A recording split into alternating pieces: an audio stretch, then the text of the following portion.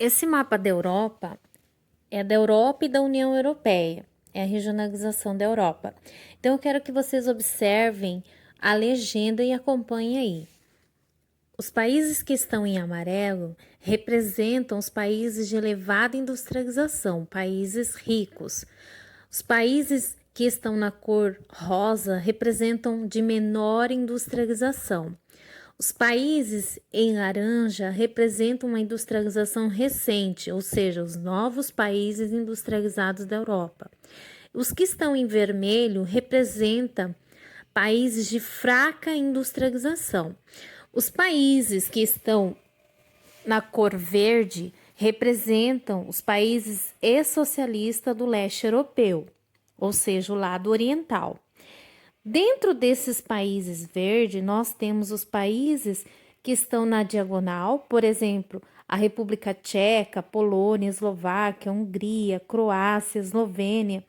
São países que apresentam uma elevada industrialização em relação ao conjunto dos países do leste europeu, ou seja, o lado oriental.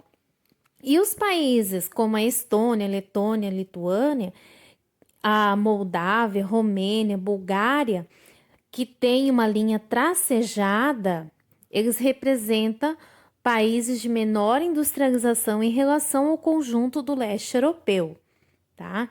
Então, todos esses países pertencem à União Europeia. Já, por outro lado, nós temos aí os países que não pertencem a esse bloco. Quem são esses países? São os que estão aí na cor roxa e esses países na cor branca, um cinza, né, branquiçado. Esses países roxo são países da CI, também são países localizados na Europa. A CI é a Comunidade dos Estados Independentes. Então, esses países, eles não compõem a União Europeia. Vocês podem observar no mapa que a maioria dos países pertence à União Europeia, com mais de 511 milhões de habitantes, dos quais uma parcela significativa tem alta renda mensal. A União Europeia dispõe de um mercado interno numeroso e com grande poder aquisitivo, o que influencia diretamente os rumos da economia mundial.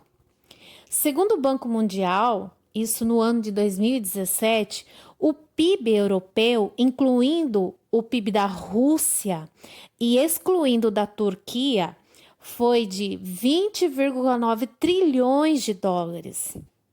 Os 28 países da União Europeia foram responsáveis por 82,8% desse total.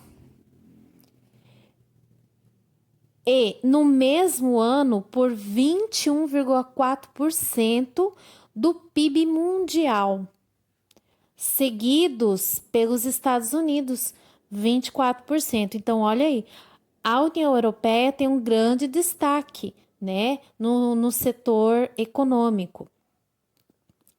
A participação do Brasil, só para a gente comparar, no PIB mundial em 2017, que é o mesmo ano, foi de aproximadamente 2,6%.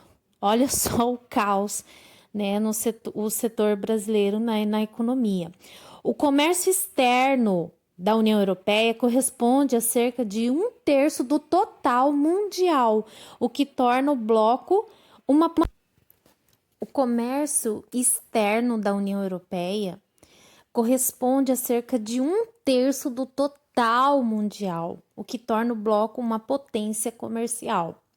Apesar dos indicadores positivos, não há homogeneidade no bloco, ou seja, nós vimos aí observando o mapa que nem todos os